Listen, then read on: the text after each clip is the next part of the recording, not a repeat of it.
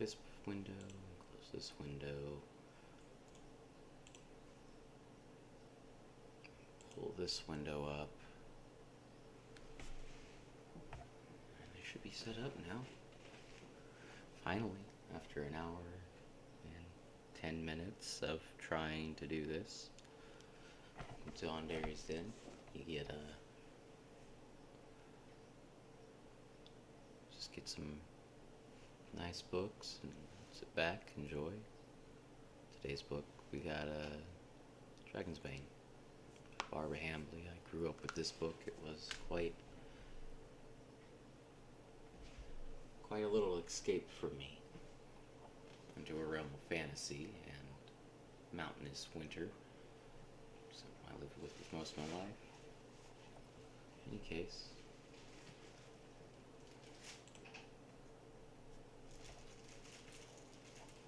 Chapter 1.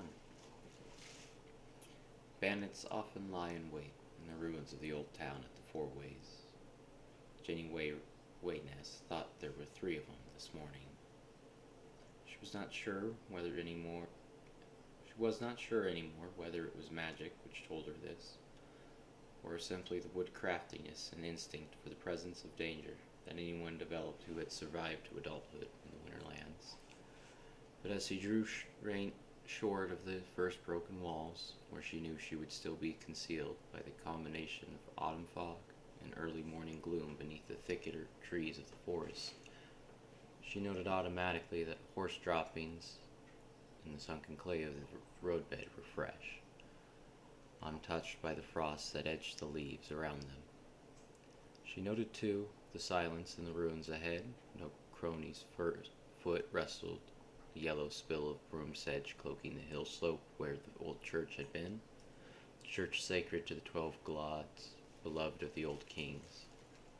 She thought she smelled the smoke of a concealed fire near the remains of what had been a Crossroads Inn, but honest men would have gone there straight and left a track in the nets of dew that covered the weeds all around. Jenny's white mare, Moonhorse, pricked her long ears at the scent of other beasts, and Jenny wind whispered to her for silence, smoothing the raggedy mane against the long neck. She had been looking for all those signs before she saw them. She settled into stillness in the protective cloak of fog and shadow, like a partridge blending with the brown of the woods. She was a little like a partridge herself, dark and small, and nearly invisible in the dull, random plains of the Northlands. A thin, compactly built woman, tough as the roots of the moorland heather. After a moment of silence, she wove her magic into a rope of mist and cast it along the road towards the nameless ruins of the town. It was something she had done, even as a child, before the old wander mage Caroline taught her the ways of power. All her 37 years she had lived in the Winterlands. She knew the smells of danger. The late lingering birds of autumn, thrushes and blackbirds, should have been waking in the twisted brown mats of ivy that half hid the old inn's walls. They were silent. After a moment she caught the scent of horses and the ranker, dirtier stench of men. One bandit would be in the stumpy ruin of the old tower that commanded the south and eastward roads, part of the defenses of the ruined town left from when the prosperity of the king's law had given it anything to defend. They always hid there. A second, she guessed, was behind the walls of the old inn. After a moment, she sensed a third, watching the crossroads from a yellow thicket of seedy tamarack. Her magic brought the stink of their souls to her, old greeds, and the carrion-bone memories of some cherished rape or murder that had given a momentary glow of power to lives largely divided between the giving and receiving of physical pain. Having lived all her life in the Winterlands, she knew these men could scarcely help being what they were. She had to put aside both her hatred of them and her pity for them, before she could break the spells that she laid upon their minds.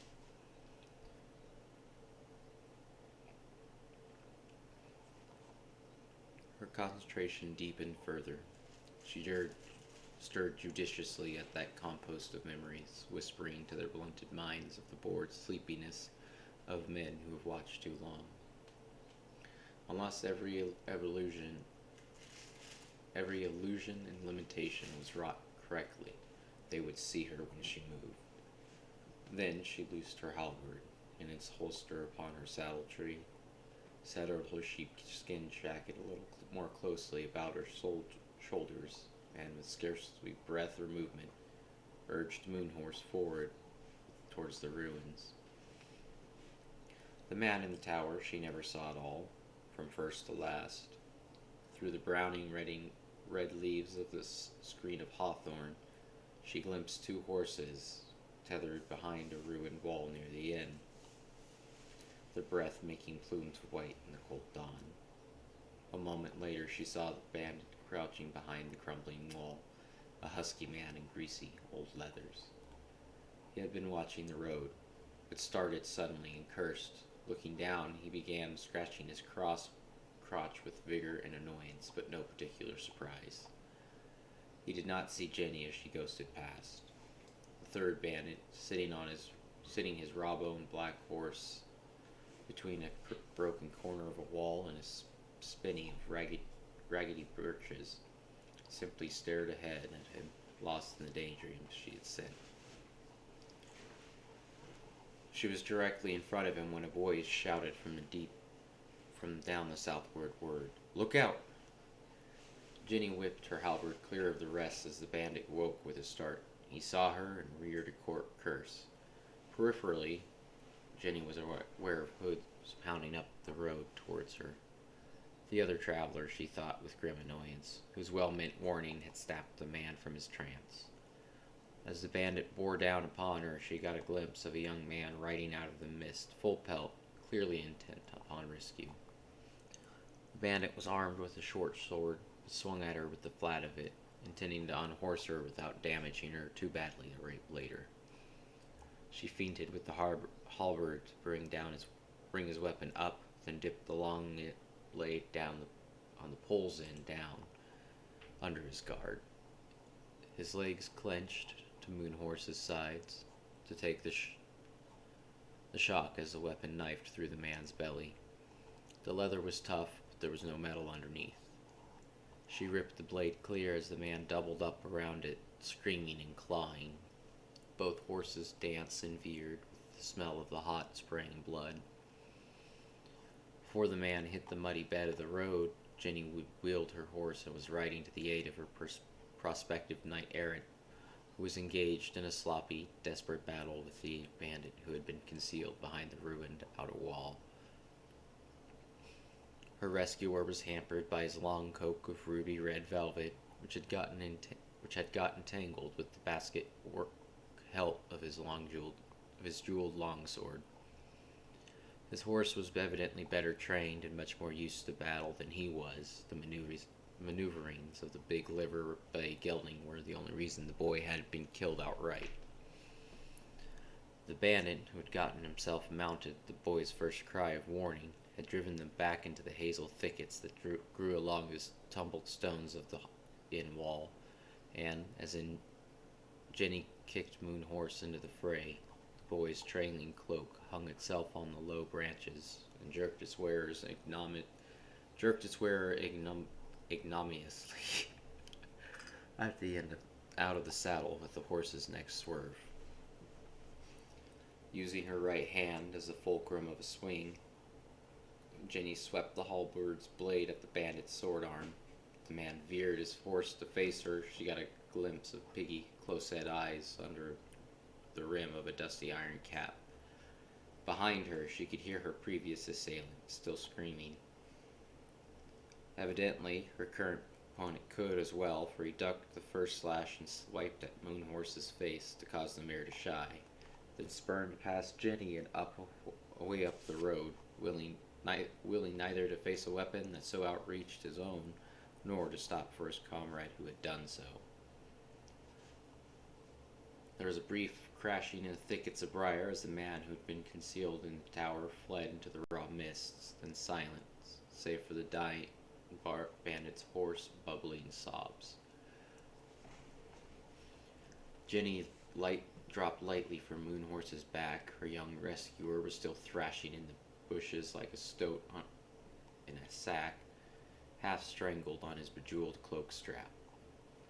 She used the hook on the back of the halberd's blade to twist the long court sword from his hand, then stepped in to pull the muffling folds of velvet aside. He struck at her with his hands, like a man swatting at wasps. Then he seemed to see her for the first time and stopped, staring up at her with wide, myopic gray eyes.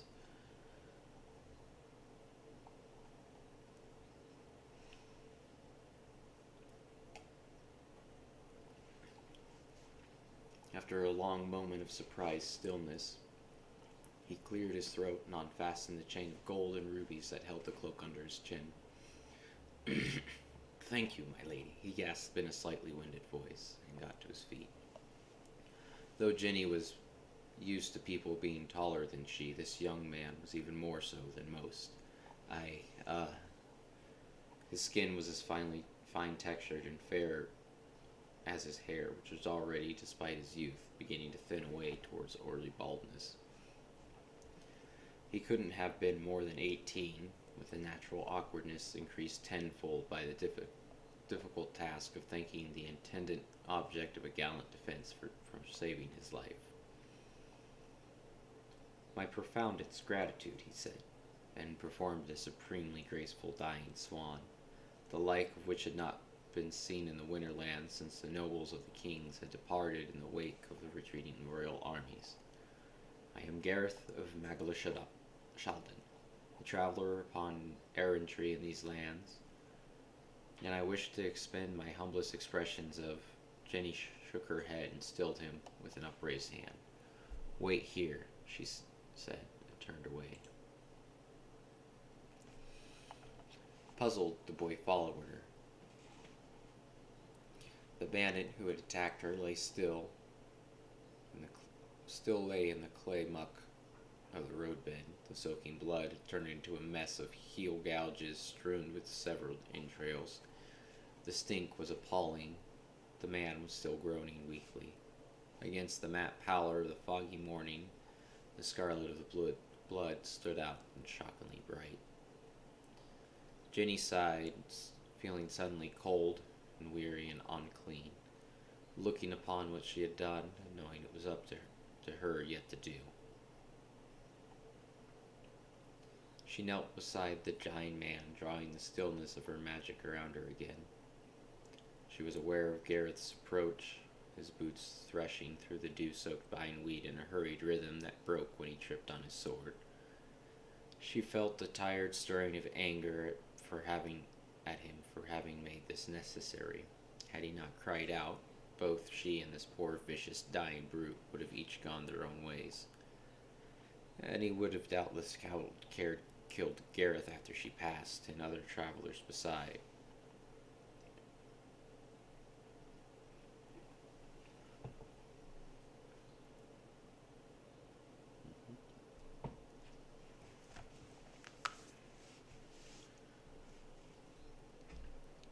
She had long since given up trying to unpick wrong from right, present should from future. If there was a pattern to all things, she had given up thinking that it was simple enough to lie within her comprehension. Still, her soul felt filthy within her as she put her hands to the dying man's clammy, greasy temples, traced the proper runes while she whispered the death spells. She felt the life go out of him and tasted the bile of self-loathing in their mouth. Behind her, Gareth whispered, He's dead." She got to her feet, shaking the bloody dirt from her skirts. "I could not leave him for the weasels and the foxes," she replied, starting to walk away. She could hear the small carrion beasts already gathering at the top of the bank above the misty slot of the road, drawn to the blood smell and waiting impatiently for the killer to abandon her prey. Her voice was brusque. She had always hated the death spells. Brusque. Having grown up in a land without law, she had killed her first man when she was 14, and 6 since, not counting the dying she had helped from life as the only midwife and healer from the gray mountains to the sea. It never got easier. She wanted to be gone from the place, but the boy Gareth put a staying hand on her arm, looking from her to the corpse in a kind of nauseated fascination. He had never seen death, she thought, at least not in its raw form. The pea-green velvet of his travel-stained doublet, the gold stamp-work of his boots, the tucked embroidery of his ruffled lawn shirt, and the elaborate feathered crestings of his green-tipped hair all proclaimed him for a courtier. All things, even death, were doubtless done with a certain amount of style where he came from. He gulped. You're a witch. One corner of her mouth moved slightly. She said, So I am. He stepped back from her in fear, then staggered, clutching at a nearby sapling for support. She saw then that among the decorative slashings of his doublet sleeve was an uglier opening, the shirt visible through it dark and wet. I'll be fine, he protested faintly, as she moved to support him. I just need... He made a fumbling effort to shake free of her hands and walk, his myopic gray eyes peering at the ankle-deep drifts of moldering leaves that lined the road. What you need is to sit down. She led him away to a broken boundary stone, and forced him to do so, and unbuttoned the diamond studs that held the sleeve to the body of the doublet. The wound did not look deep, but it was bleeding badly. She pulled loose the leather thongs that bound the wood-black knots of her hair, and used them as a tourniquet above the wound. He winced and gasped and tried to loosen it as she tore a strip from the hem of her shift for a bandage, so that she slapped at his fingers like a child's. Then a moment later he tried to get up again. I'll find them, Jenny said firmly, knowing that it was what it was that he sought. She finished binding his wound and walked back into the tangle of hazel bushes where Gareth and the bandit had struggled. The frosty daylight had glinted off on a sharp reflection amongst the leaves. The spectacles she found there were bent and twisted out of shape, the bottom of one round lens decorated by a star fracture. Flickering the dirt and wetness from them, she carried them back. Now, she said as Gareth fumbled them on with hands shaking from weariness and shock. You need that arm looked to. I can take you. My lady, I have no time. He looked up at her, squinting against the increasing brightness of the sky behind her head. I'm on a quest of terrible importance. Important enough to risk losing your arm if the wound turns rotten. As if such things could not happen to him, did she only have the wits to realize it. He went on earnestly. I'll be all right. I'll tell you. I'm seeking Lord Averson the Dragonsbane, Thane of Alan-Hold and Lord of Weir, greatest knight to ever ridden the Winterlands. Have you heard of him hereabouts? Tall as an angel, handsome as song. His fame is spread through the Southlands the way the floodwaters spread in the spring, the noblest of chevaliers. I must find Alan-Hold before it is too late. Jenny sighed, exasperated. So you must, she said. It is to Alan-Hold that I'm going to take you. His squinting eyes got round as the boy's mouth fell open. To Alan-Hold? Really? It's near here? It's the nearest place where we can get your arm seen to, she said. Can you ride? Had he been dying, she thought amused, he would have still sprung to his feet as he did. Yes, of course, Do you know Lord Averson, then? Jenny was silent for a moment. Then softly she said, Yes, I knew him. She whistled up the horses, the tall white moon horse and the big liver bay gelding, whose name, Gareth said, was Battlehammer. In spite of his exhaustion and the pain of his roughly bound wound, Gareth made a move to offer her totally unnecessary assistance in mounting. As they reined up over the ragged stone slope to avoid the corpse and its rank-smelling puddles of mud, Gareth asked, If you're a witch, my lady, Why couldn't you have fought them with magic instead of with a weapon? Thrown fire at them, or turned them into frogs, or struck them blind? She had struck them blind, in a sense, she thought wryly, at least until he shouted. But she only said, "Because I cannot." For reasons of honor, he asked dubiously. Because there are some situations in which honor cannot apply. No. She glanced sidelong at him through the astonishing curls of her loosened hair. It's just that my magic is not that strong. She nudged her horse into a quicker walk, passing the vaporous shadows of the forest's bare, overhanging boughs. Even after all these years of knowing it, she found the admission still stuck in her throat. She had come to terms with her lack of beauty, but never with her lack of genius in the single thing she had ever wanted. The most she had ever been able to do was to pretend that she accepted it, as she pretended now.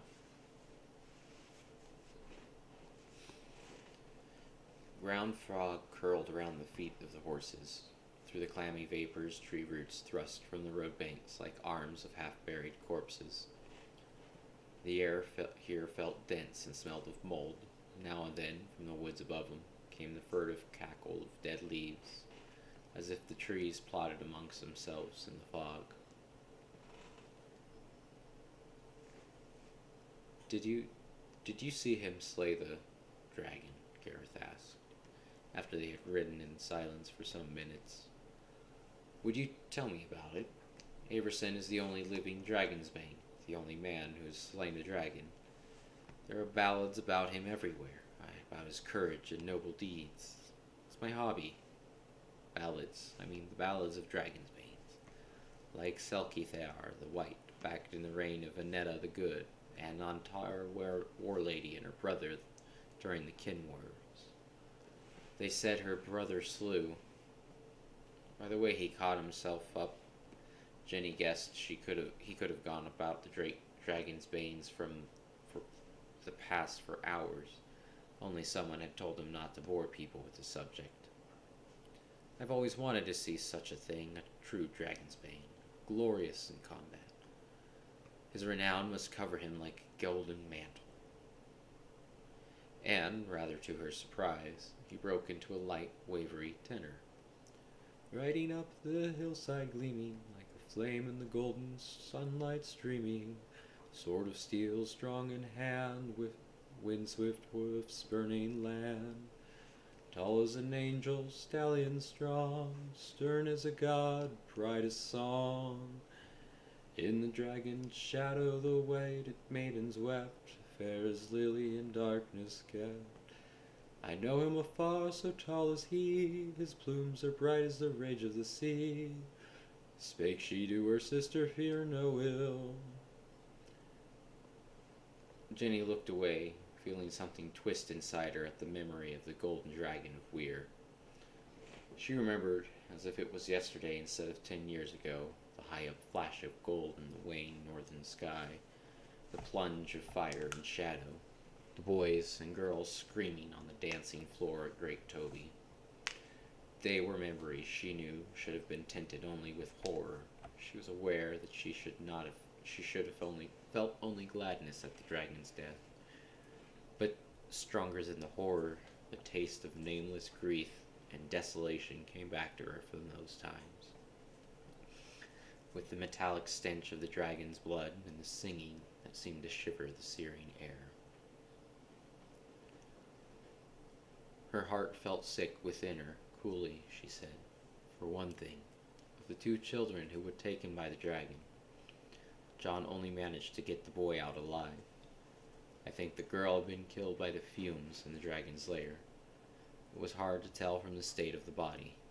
If she hadn't been dead, I still doubt they'd have been in much condition to make speeches about how John looked, even if he had come riding straight up the hill, which, of course, he didn't." He didn't? She could almost hear the shattering of some image nursed in the boy's mind. Of course not. If he had, he would have been killed immediately. Then how? The only way he could think of to deal with something that big and that heavily armored. He had me brew the most powerful poison that I knew of, and he dipped his harpoons in that. Poison? Such foulness clearly pierced him to the heart. Harpoons? Not a sword at all? Jenny shook her head, not knowing whether to feel amusement at the boy's disappointed expression, exasperation at the way he spoke of what had been for her and hundreds of others a time of sleepless nightmare horror, or only a kind of elder sisterly compassion for the naivety that would consider taking a 3-foot steel blade against 25 feet of spiked and flaming death. No, she only said. John came at it from the overhang of the gully in which it was layered. It wasn't a cave, by the way. There are no caves at large in these hills.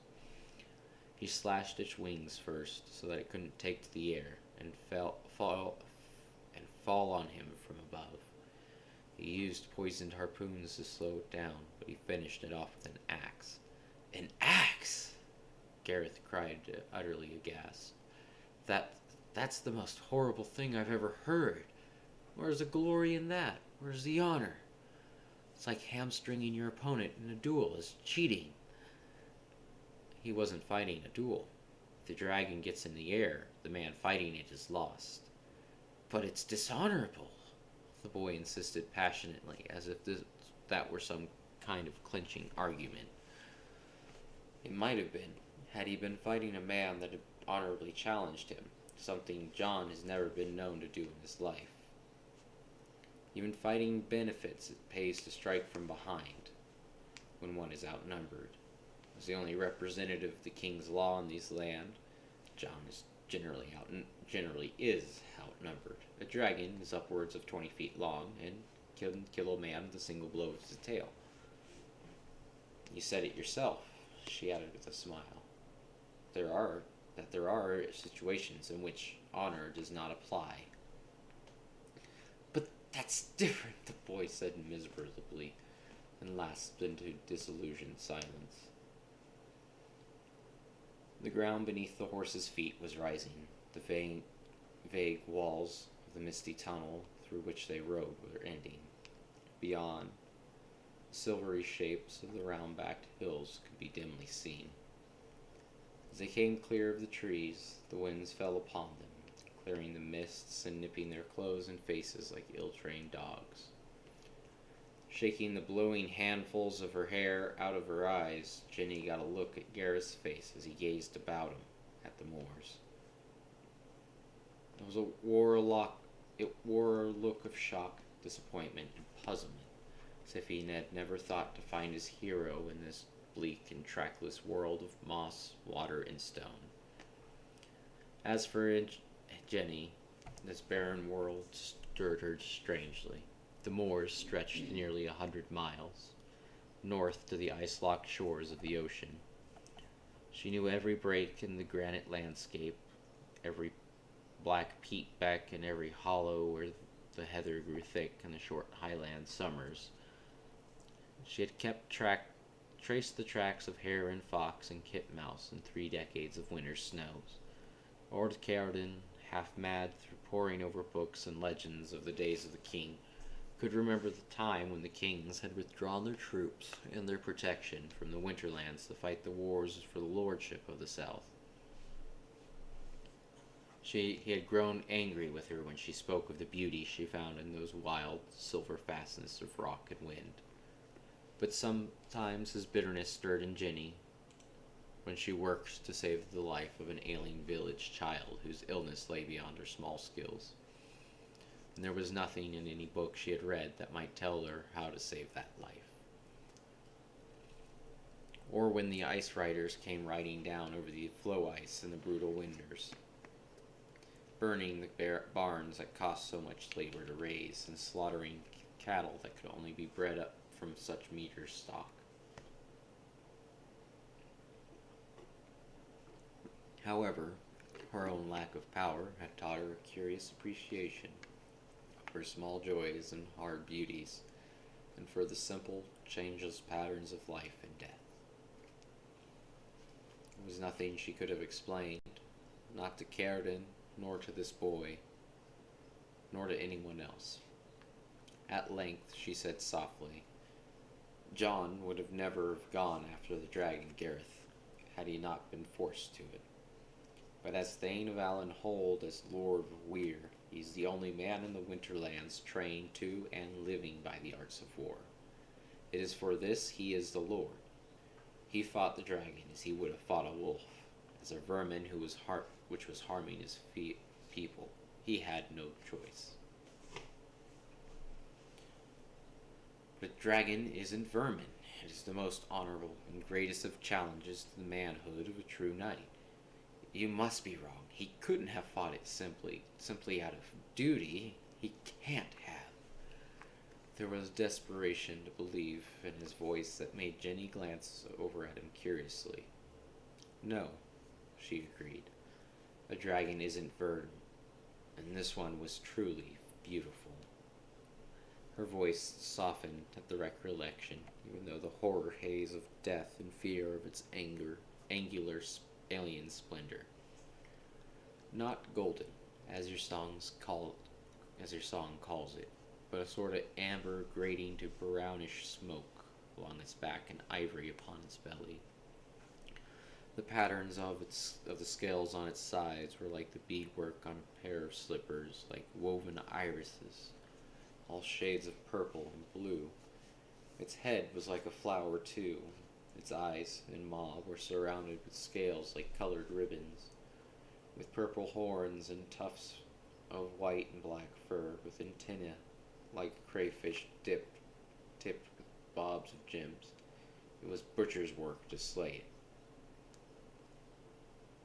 They rounded the shoulder of a tor below them, like a break in the cold granite landscape, spread a broken line of brown fields where the mists lay like stringers of dirty wool among the stubble of harvest. A little further along the track lay a hamlet, disordered and trashy under a bluish smear of wood smoke, and the stench of the place rose on the whipping ice winds. The lye sting of soap being boiled, an almost invisible murk of human and animal waste, the rotted, nauseating sweetness of brewing beer. The barking of dogs rose to them like church bells in the air. In the midst of it all, a stubby tower stood, the tumbled-down remnant of some larger fortification. No, said Jenny softly. The dragon was a beautiful creature, Gareth, but so was the girl it carried away to its lair and killed. She was 15. John wouldn't let her parents see the remains.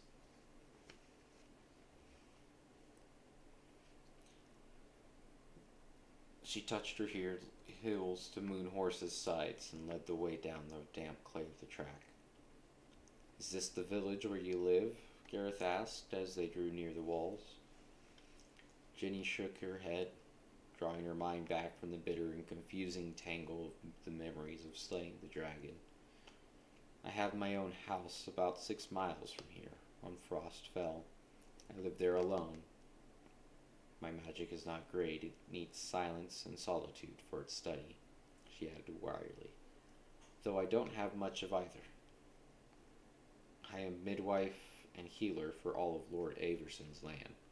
Will we reach his land soon? His voice sounded unsteady, and Jenny, regarding him worriedly, saw how white he looked and how, in spite of the cold, sweat ran down his hollow cheeks with their faint fuzz of gold. A little surprised at his questions, he said, "These are Lord Averson's lands." He raised his head to look at her, shocked. These? He stared around him at the muddy fields, the peasants shouting to one another as they shucked up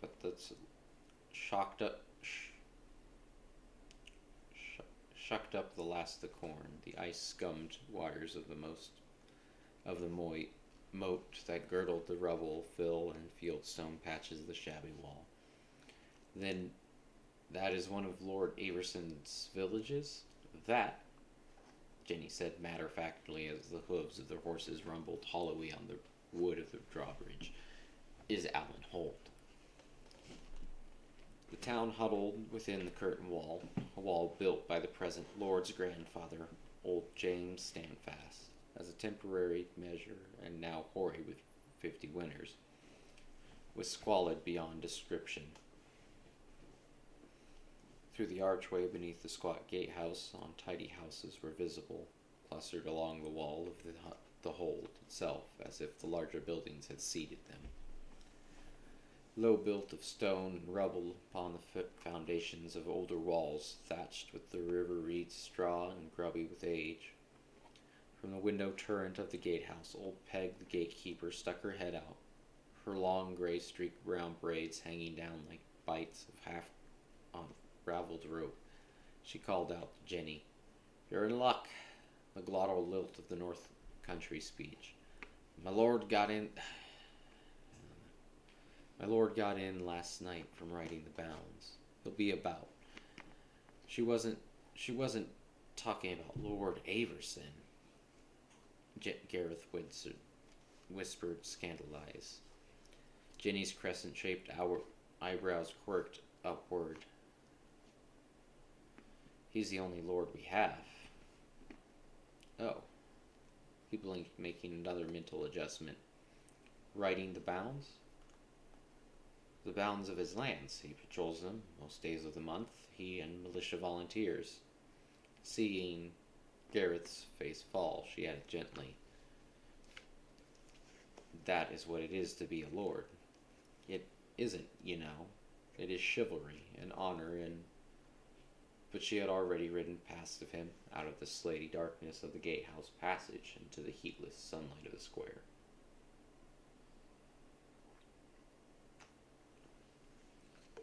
With all its noise and gossipy squalor, Jenny had always liked the village of Allen. Been the home of her childhood, the stone cottage in which she had been born and in which her sister and brother-in-law still lived, though her sister-husband discouraged mention of the relationship, still stood down the lane against the curtain wall. They might regard her with awe, these hard-working people with their small lives circumscribed by the work of the seasons.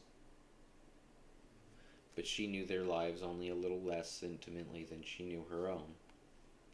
There was not a house in the village where she had not delivered a child, or tended the sick, or fought death in one of the myriad forms that it took in the winterlands. She was familiar with them, and with the long-spun, intricate patterns of their griefs and joys. As the horses sloshed through the mud and standing water to the center of the square, she saw Gareth looking about him with carefully concealed dismay at the pigs and chicken that shared the fetid lane so amicably with flocks of shrieking children.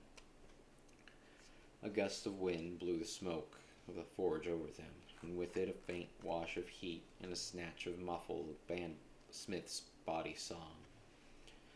In one lane, laundry flapped, and in another, Deshy Werville, whose baby Jenny had delivered 3 months ago, was milking one of her beloved cows half in, half out of her cottage door. Jenny saw how Gareth's disapproving gaze leaned upon the shabby temple with its lumpish, crudely carved images of 12 gods, barely distinguishable from one another in the gloom, and then went to the circled cross of the earth and sky that was wrought into the stones of so many village chimneys. His back got a little stiffer at this evidence of paganism, and his upper lip seemed to lengthen as he regarded the pig pen built out from the temple's side, and the pair of yokels in scruffy leathern plaids who leaned against the railings gossiping. "Of course pigs see the winter," one of them was saying, reaching with a stick across the low palings to scratch the back of the enormous black sow who reposed within. "That's in Clivy's on farming, but I've seen them do it. And they're clever. Cleverer than dogs. My Aunt Mary, you remember Aunt Mary, used to train them as piglets, and she had one, a white one, who'd fetch her shoes for her." "Aye," the second yokel said, scratching his head, his Jenny drew rein near them, and Garrett fidgeting impatiently at her side. Aye, the taller man made kissing sounds to the sow, who raised her head in response with a slurping grunt of deepest affection. It says in Polybus's Analects that the old colts used to worship the pig, and not as a devil either, as Father Hero would have it, but as the moon goddess. He pushed his steel-rimmed spectacles a little higher on the bridge of his nose, a curiously professional gesture for a man ankle deep in pig muck. That a fact now, the second yokel said with interest. Now you come to speak of this old girl, when she was young and flighty, that is, had to figure it out to a T how to get the pen gate open. It would be after... Oh, he bowed hastily, seeing Jenny and the fuming Gareth sitting their horses quietly. The taller of the two men turned. His brown eyes behind the thick spectacle lenses met Jenny's. They lost their habitual guarded expression and melted abruptly into impish brightness. Middle-sized, unprepossessing, shaggy, and unshaven in his scruffy dark leather clothing, his old wolfskin doublet patched with bits of metal and scraps of chainmail to protect his joints. After 10 years, she wondered, what was there about him that still stirred her with such absurd joy? Jen, he smiled and held out his hands to her. Taking them, she slid from the white mare's saddle into his arms, while Gareth looked on in disapproving impatience to get on his quest. John, she said, and turned back to the boy. Gareth of Magdalene, this is Lord John Averson, the Dragonsbane of Alan Holt. For one instant, Gareth was shocked, absolutely speechless. He sat for a moment, staring, stunned as if struck over the head. Then he dismounted so hastily that he clutched his hurt arm with a gasp. It was as if, Jenny thought, in all his ballad-fed fantasies of meeting the Dragonsbane, it had never occurred to him that his hero would be afoot, not to say ankle-deep in the mud beside the local pigsty. In his face was clear evidence that, though he himself was over 6'3", must be taller than anyone else he knew, he had never connected with this with the fact that, unless his hero was a giant, he would prefer to be shorter also. Neither, she supposed, had any ballad mentioned spectacles. Still, Gareth had not spoken. Averson, interpreting his silence and the look on his face with his usual fiendish accuracy, said, I'd show you my dragon-slaying scars to prove it, but they're placed where I can't exhibit 'em in public. It said worlds for Gareth's courtly breeding, and Jenny supposed the particular stoicism of courtiers that, even laboring under the shock of his life and the pain of a wounded arm, he swept into a very credible salaam of greeting. When he straightened up again, he adjusted the set of his cloak with a kind of sorry hauteur, pushed his bent spectacles up a little more firmly up onto the bridge of his nose, and said in a voice that was shaky but oddly determined, My Lord Dragonsbane, I have ridden here on errantry from the south with a message for you from the king, Uranes of Belmare. He seemed to gather strength from these words, settling into the heraldic sonority of his ballad snatch of golden swords and bright plumes, in spite of the smell of the pigsty and the thin, cold rain that had begun to patter down the My Lord Averson, I have sent to bring you south. A dragon has come and laid waste to the city of the gnomes in the deep of Yelferdun. It lairs there now, 15 miles from the king's city of Bel. The king begs that you come to slay it, ere the whole countryside is destroyed. The boy drew himself up, having delivered himself of his quest, the look of noble and martled serenity in his face. Very like, Jenny thought, someone out of a ballad himself. Then, like all good messengers and ballads, he collapsed and slipped into soupy soupy mud, and cow pies in a dead faint.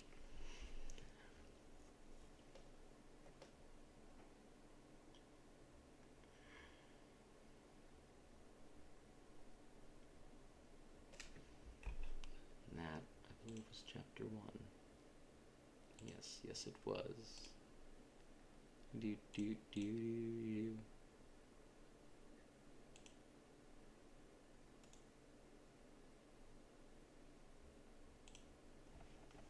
Boop.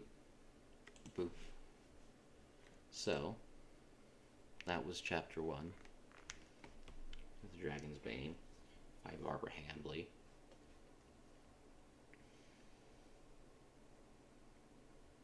I think this will have, I think it should be pointed out, this is a recommended book. And